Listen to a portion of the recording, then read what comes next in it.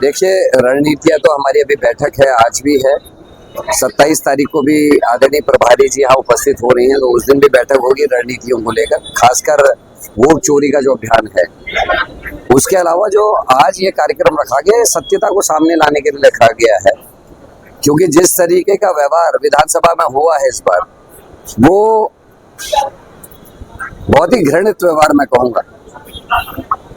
प्रश्न थे कानून व्यवस्था को लेकर, जो पंचायतों में हुआ, जो पुलिस इस समय कर रही है, चाहे वो किसानों पर कल लाठीचार्ज हुआ, चाहे रिपोर्ट लिखाने दर्ज कराने गए जिला अध्यक्ष के ऊपर 307 लगाई गई हो दौरान में, चाहे वो नैनीताल का प्रकरण हो, चाहे वितालघाट का प्रकरण हो, चाहे खटीमा का प्रकरण हो, और जिस तरीके से पंचायत चुनाव में बेशर्मी के साथ बीजेपी ने अपना प्रदर्शन किया है, जो भद्दा रूप सामने आया, उसके लेकर चर्चा की मांग थी। हमारे केवल दो प्रश्न बातें थी कि हाईकोर्ट की बातों को सुनने के बाद एसएसपी नैनीताल को सस्पेंड किया जाना चाहिए, छोटे पुलिस कर्मचारियों को सस्पेंड किया, जबकि जो जिम्मेदारी थी वो एसएसपी की थी, और डीएम के ट्रांसफर की मांग कांग्रेस के विधायकों ने की थी, पर उसको ना सुनना चाहा। उसके अलावा भरानी पे जो आपदा में हुआ है, उसको लेकर ज्वलंत प्रश्न थे कि क्या आपदा आने के बाद ही आपदा प्रबंधन विभाग का काम है, क्या उससे पहले कोई काम नहीं था? जिस तरीके से हमारी जो रुड़की में हमारी एक टीम है जिसने कहा था कि ग्लेशियर्स बन गए हैं और उससे खतरा हो सकता है, मौसम विज्ञान ने भी कुछ चेतावनी जारी की थी, उसके बाद भी सरकार और विभाग नहीं चेता। तो ये बड़े ज्वलंत प्रश्न थे, और भराली सैन में जो अव्यवस्था मैं खुद देख के आया हूँ, उसको लेकर बड़े गंभीर प्रश्न सदन में उठने थे। और सोमवार के दिन सत्र क्यों नहीं चलता, ये भी एक प्रश्न था। इन सारी चीजों से घबराकर बीजेपी ने करोड़ों करोड़ों रुपया खर्च करने के बाद सत्र नहीं चलाया, और पूरा दोष जो है वो कांग्रेस के ऊपर मढ़ने की कोशिश लगातार उनके जो आईटी सेल है, चाहे उनके प्रवक्ता है, करने की कोशिश कर रहे हैं। वो बताएं, हजारों रुपया, मतलब करोड़ों रुपया, मेरे ख्याल से 70-80 करोड़ के आसपास खर्चा हुआ होगा, उसकी जिम्मेदारी सरकार की है। प्रश्नकाल नहीं चल रहा, जिस तरीके का व्यवहार खासकर जो विधानसभा के अध्यक्ष था उनका, वो ठीक नहीं लगा। उनका ये कहना, तोड़ो मत, माइक मत तोड़ो, ये मत तोड़ो, और जब शाम को वीडियोस आई, सारे माइक इंटैक्ट थे, टेबल्स ठीक थी, कोई भी चीज तोड़ी नहीं गई थी, और सुमित हृदय जी ने उसको पूरी अच्छी तरह से दिखा के दिया।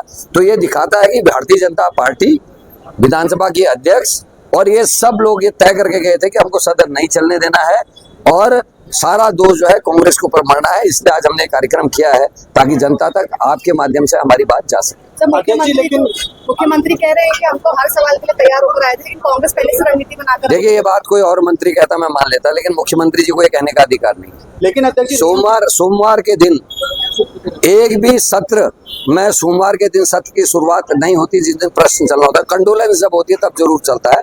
तो जो मुख्यमंत्री अपने विभागों से संबंधित प्रश्न नहीं लगने देना चाहता, उसको इस तरह की बातें नहीं कहनी चाहिए।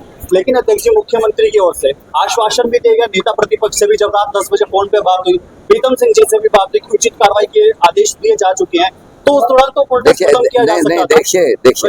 देखिए ये फिर फेस सेविंग है। 10 बजे क्यों? कार्य मंत्रणा का मैसेज भी 6:30 बजे तक प्रीतम सिंह जी को नहीं था जिस दिन कार्य मंत्रणा थी। दूसरे दिन से विधानसभा शुरू हो रही है, पहले तो एक दिन पहले आ जाना चाहिए कि भाई साहब इतने तारीख को है, आप इतने बजे आ जाइए, लेकिन वो ना करके शाम 6:30 बजे तक मैं लगातार प्रीतम सिंह जी के साथ था। कार्य मंत्रणा का मैसेज नहीं था। जब हम 7-7:30 बजे भराड़ी सेट पहुंचे, तब जाके कहा गया कि अभी कार्य मंत्रणा की बैठक अब आ जाए। क्या इतना फॉर्मल होता है विधानसभा का सत्र? तो ये कह देना कि मैंने फोन पे कहा, फोन पे कहने की क्या जरूरत है, एक चाय पे बुला लेते। कार्य मंत्रणा के टाइम पे इन बातों का जिक्र हो जाता, क्या दिक्कत थी? लेकिन चाहते नहीं थे कि ऐसा हो, इसीलिए दूरभाष 10:30 बजे फोन किया। किस जंगल में मोर नाचा किसने देखा? तो ये बड़े गंभीर चीजें हैं, और भारतीय जनता पार्टी कुछ भी ठीक नहीं कर रही। लेकिन सरकार का कहना है कि जब 18 तारीख को कार्य मंत्रणा की बैठक हुई थी तो एक ही दिन का बिजनेस तय करना था, लेकिन विपक्ष के कहने पर 2 दिन का बिजनेस तय किया। नहीं, तो हम यही तो कह रहे हैं कि कार्य मंत्रणा में ये गंभीर सवालों पर प्रश्न क्यों नहीं हुए? पहले तो कार्य मंत्रणा को सरकार ने कितनी गंभीरता से लिया, ये एक प्रश्न है। दूसरा मेरा ये कहना है, क्योंकि हर चीज में इनके अपने हाथ रंगे हुए, नैनीताल में एक्सपोज हो गए, हाई कोर्ट की कार्रवाई के बाद तो और ज्यादा एक्सपोज हो गई किसने क्या किया। दोराहाट में किसने क्या, हमारे 2 बीडीसी मेंबर की बहनों के हस्बैंड्स को अगवा किया गया और पुलिस ने जबरदस्ती उनसे लिखवाया। कल की वीडियो देख लीजिए उनकी, जब मैं वहां धरना दे रहा हूँ, कह रहे हैं कि पुलिस के एक इंस्पेक्टर ने हमसे जबरदस्ती लिखवाया कि हम लोग घूमने की दृष्टि से आए थे। घूमना होता कहीं और जाते, सोमेश्वर या दोराहाट या गरुड़ जाते घूमने के लिए क्या। तो ये प्रश्न है। और बीजेपी को लगता था महिला अपराध में उनके मंडल अध्यक्ष आज जमानत में है, उनके ओबीसी सेल का सदस्य जो है वो मुख्य आरोपी है हरिद्वार की घटना में, और अंकिता भंडारी में वीआईपी अभी नहीं आया, इसलिए वो घबराए हुए थे कि प्रश्न ना लगे। सर एक सवाल ये है कि पौड़ी में एक 32 वर्षीय व्यक्ति ने सुसाइड कर लिया और उसमें भाजपा का जो नेता है युवा मोर्चा का, उस पर उन्होंने गंभीर आरोप लगाए, वीडियो बनाई, कैसे देख रहे हैं आप? देखिए, ये पुलिस का जो मैं रवैये की बात करूँ पूरे प्रदेश में, चाहे नैनीताल, चाहे वो खटीमा, चाहे वो बेताल घाट, चाहे वो दोराहाट, और चाहे वो हरिद्वार में कल किसानों को पीटना, और ये चौथा आज आया है जिस लड़के ने वीडियो जारी की और ये कहा है कि मैं आत्महत्या करने जा रहा हूं और मेरी हत्या का जो आरोपी जिसको माना जाए वो होगा, जो बीजेपी के युवा मोर्चे का हिमांशु चमोली है।